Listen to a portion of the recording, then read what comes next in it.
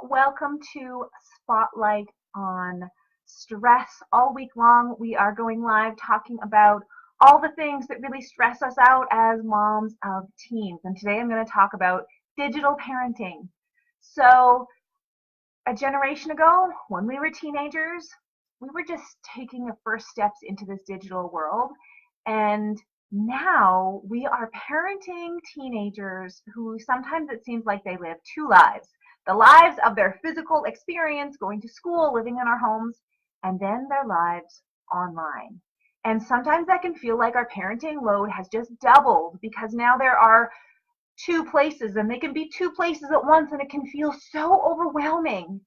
And I have some good news for you this morning because the best way you can protect your teenager and keep them healthy and safe online is by having a relationship with them that is solid.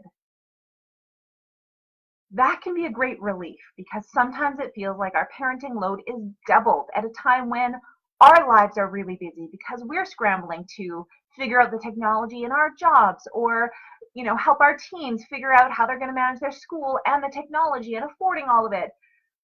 So let's just take a deep breath together with that sense of relief, knowing that we can handle all of the technology through our relationship with our teens. And for those of you who are feeling, oh my gosh, that's not good news because I know that's the place where I'm really struggling, I just want you to know that you are here in this place because part of you knew that already. And you are looking for resources that will help you create that powerful connection with your team. So put your hand on your heart and let's take 3 deep breaths together, because this is really going to set the reset button so you don't have to live in that panic anymore or in that place where you feel like your stomach just dropped. We're going to handle this together. So take 3 deep breaths with me. And let it all go.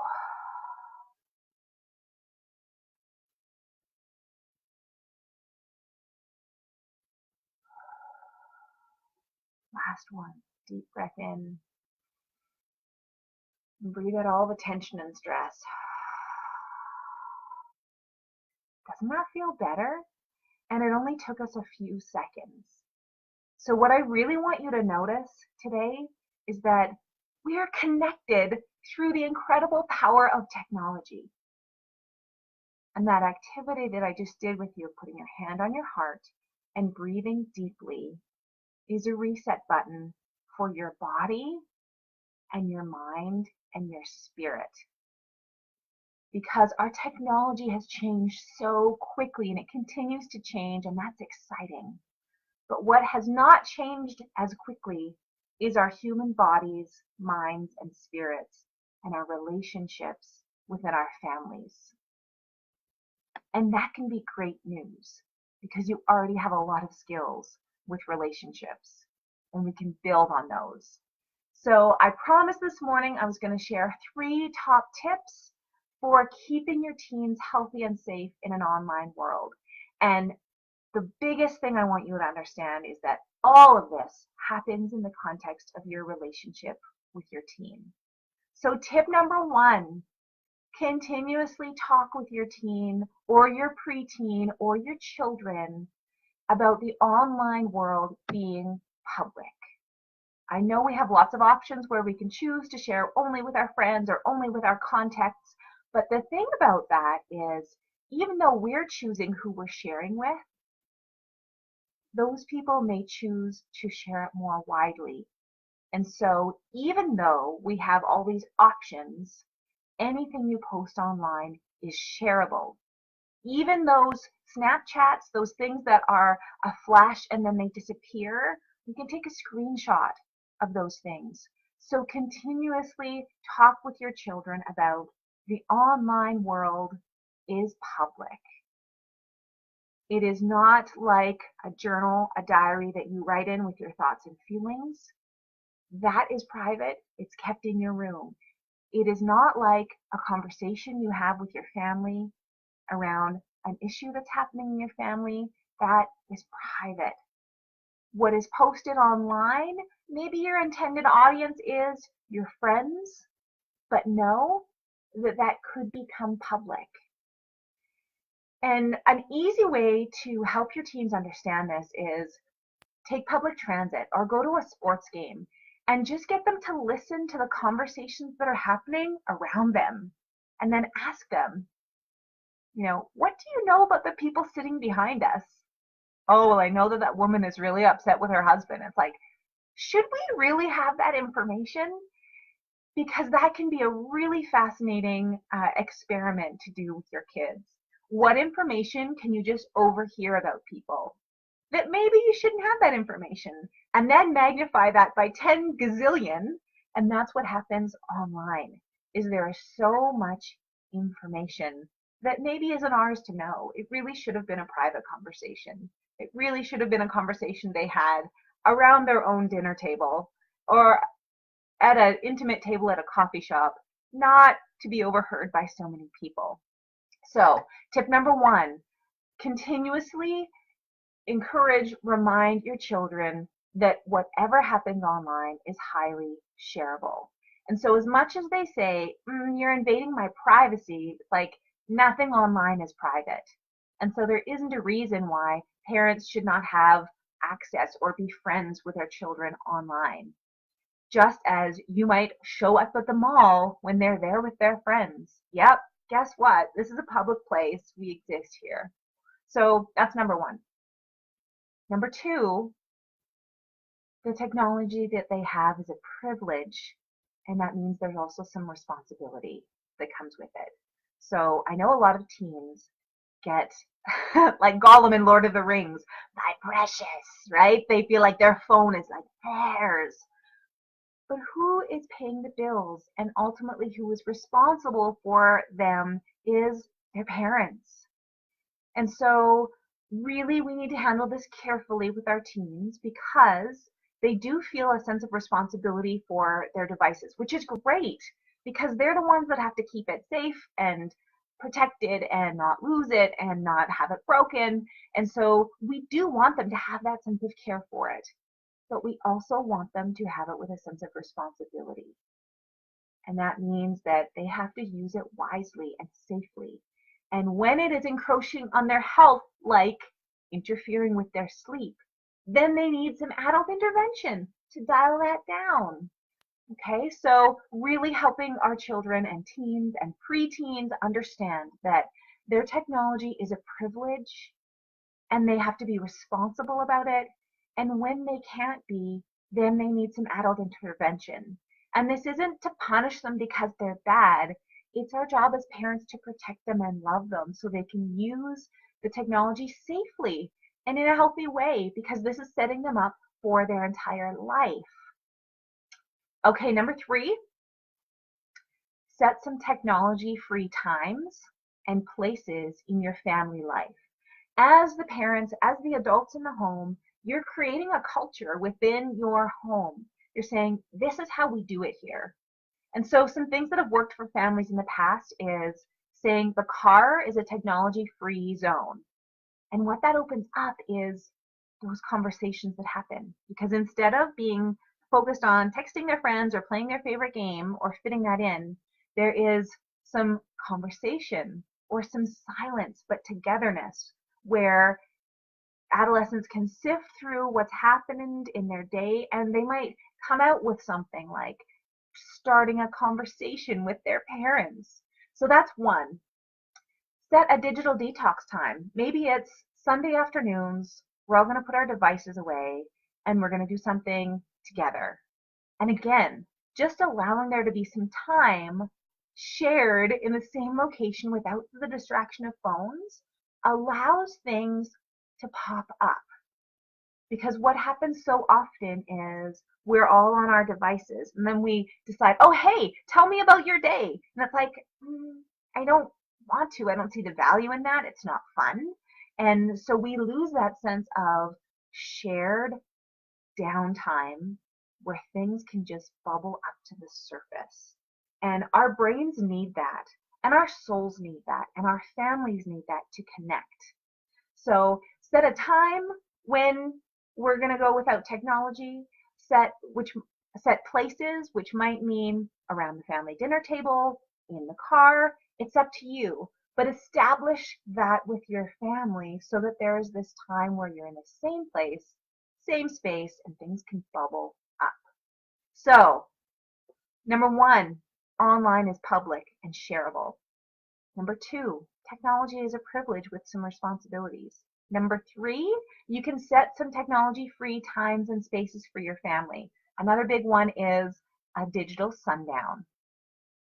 So saying, okay, by 10 o'clock at night, all the devices are off. Maybe we even shut off our Wi-Fi at that time because our bodies and brains need the sun to go down so that we can prepare for sleep and get some quality sleep, which improves our physical health, our mental health, our capacity to have relationships, our capacity to study, perform in music or drama, be an athlete, whatever your teen wants, be a good friend, whatever they want, hook that sundown, the quality of their sleep, to that thing. Because whatever they want, it will be so much easier to get if they are well rested.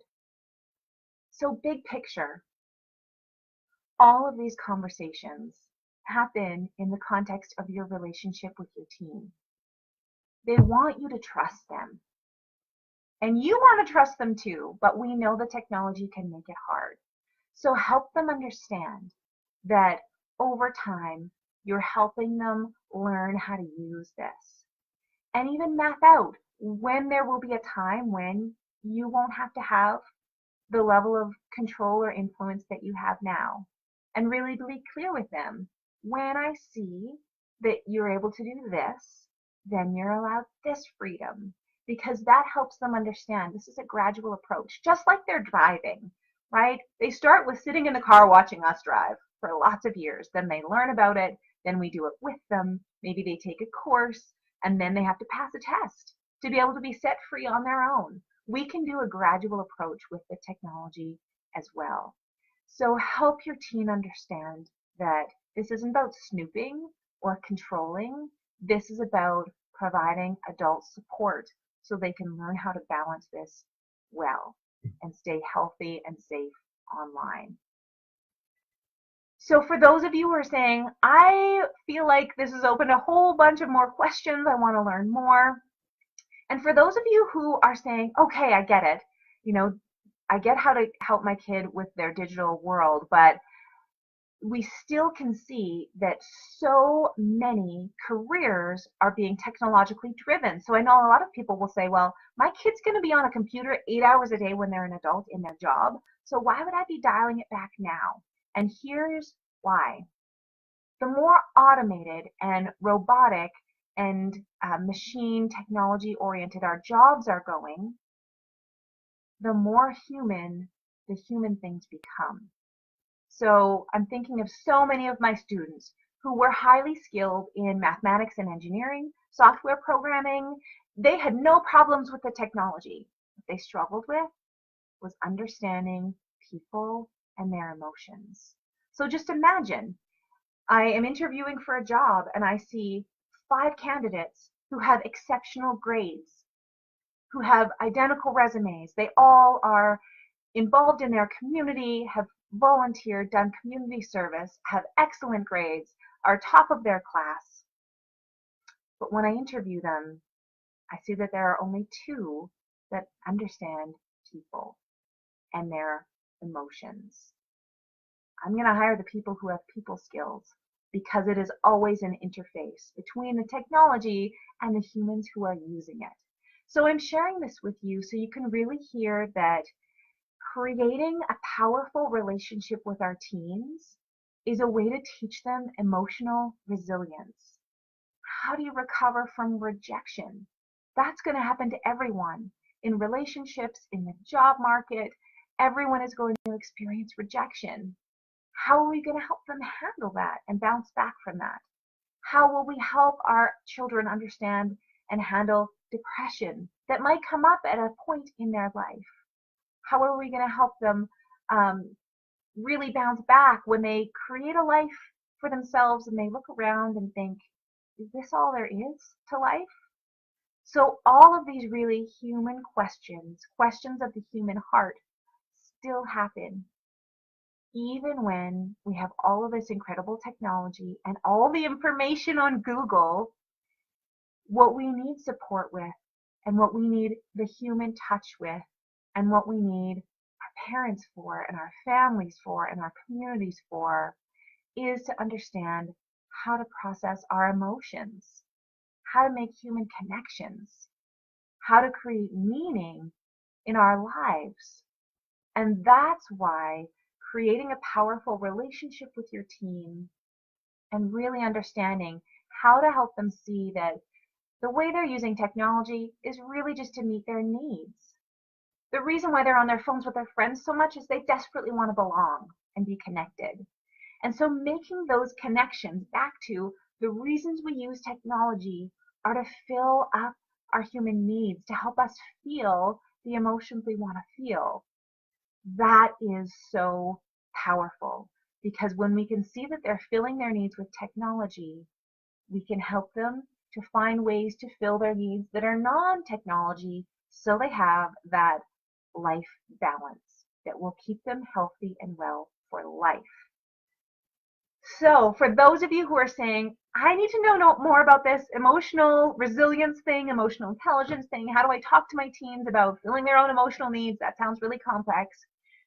I'm inviting you to join me this weekend for my Thrive Retreat, where I will teach you exactly how to help your teen understand their 7 emotional needs. And you'll see how the behavior your teen is showing you is actually telling you what they need and how they're trying to meet their emotional needs.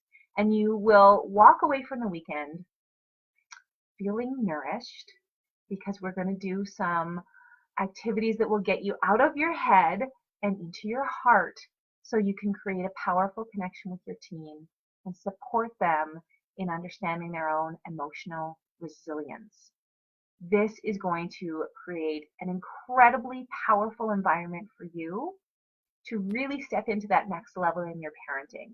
This goes way beyond just knowing the 3 strategies, the tips and tricks, and really helps you clarify exactly what you can do to create that trusting and respectful relationship with your teen that will set them up for their own lifelong thriving.